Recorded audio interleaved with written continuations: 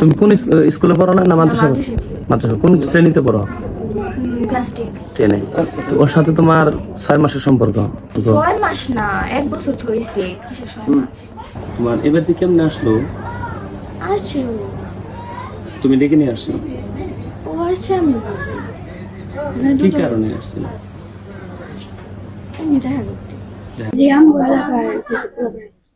পোলাপানে ধরছে? রুমের ভিতরে ধরছে না বলে? না না, রুমে না, বাইরে ছিলাম। রুমে না, বাইরে ছিল। তাহলে এভাবে তোমাকে ধরলো একটা ইয়েতে, তোমাদের ইজ্জতের ব্যাপার। তাহলে কি এটা মানে তোমাদের কোনো শত্রুতা বশত এই এলাকার পোলাপানে ধরলো, নাকি আসলে বাস্তবতার কারণে ধরছে? সেটা তো বলতে পারছি না, সত্যি করে ধরছে না কি করে ধরছে। এখন যে ঘটনা ঘটছে, এখন তোমরা কি করবা? এখন তোমার তো বয়স হয় নাই, বড় বয়স নেই, এখন কি করবা? যেহেতু আমরা একটা বিয়ে করে ফেলেছি, আমাদের বিয়ে করতে হবে। আচ্ছা, আমাদের কিছু করার নাই। তুমি যে সম্পর্ক, তোমার পরিবার, তোমার আব্বা আম্মা জানতো কি? না, আব্বু আম্মু জানে ওর সাথে কিভাবে পরিচয় করছে? প্রথম কোথায় কথা হয়, কিভাবে যোগাযোগ হয়? প্রথম আমাদের ফোনে কথা। ফোনে? এখন তো ফোন, ফেসবুক না হোয়াটসঅ্যাপ না ভাইবার না কিছু? ফেসবুকে। কিন্তু আগে থেকে চিন্তা সামনে সামনে।